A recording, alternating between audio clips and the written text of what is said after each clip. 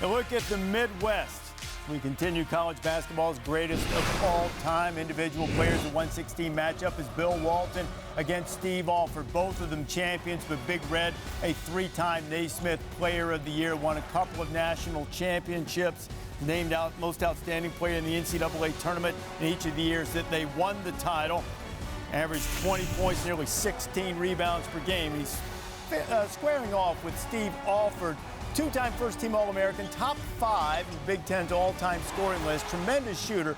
Keith Smart made the shot that won the championship for Indiana against Syracuse, but Steve Alford was the star of that team. He's a 16 seed. How about this 8-9 matchup?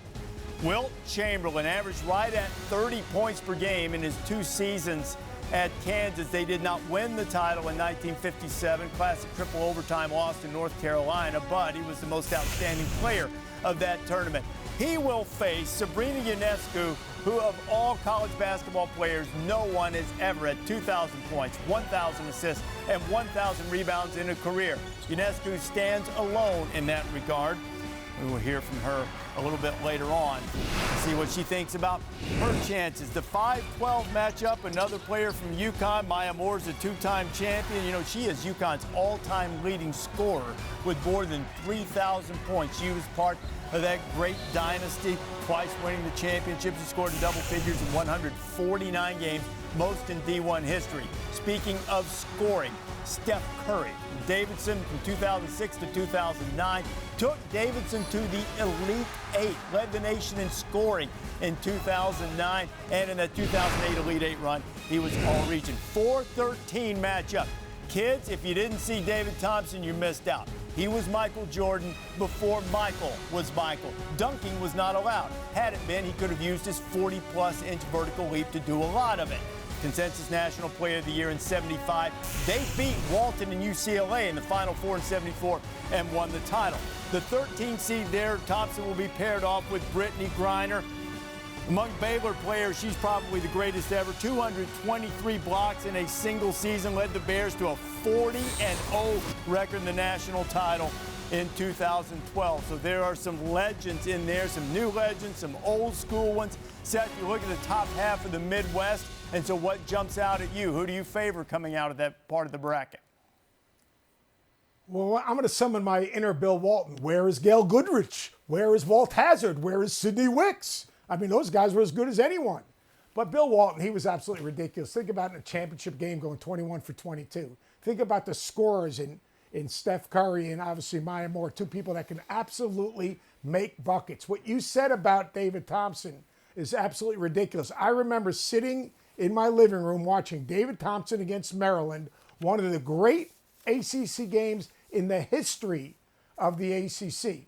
But there's one person on this list that's done something that no one's ever done. 2,000 points, 1,000 rebounds, 1,000 assists. You're talking about 26 triple-doubles, and that's Sabrina Ionescu.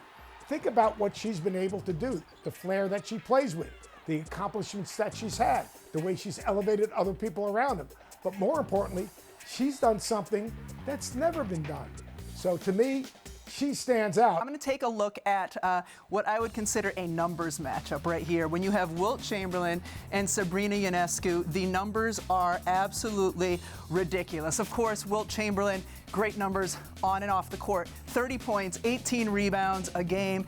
Just what he was able to do in his 2 seasons in college. And then Sabrina Ionescu, we talked a little bit about it earlier, redefining the position of point guard, because it's ridiculous already, 2,000 points, 1,000 assists, but that a point guard can also get 1,000 rebounds. It's the reason she's the only person to ever do it. I can't imagine anybody ever does it again. 26 career triple-doubles. And also the fact that she could have left school a year ago and been the #1 pick in the WNBA draft. And again, this goes into how I pick out my bracket. She chose to come back for one more year of college basketball. Shows her love of the game and what she was trying to accomplish this year. Unfortunately, wasn't able to do it with the shortened season. But a lot of numbers between these 2 players.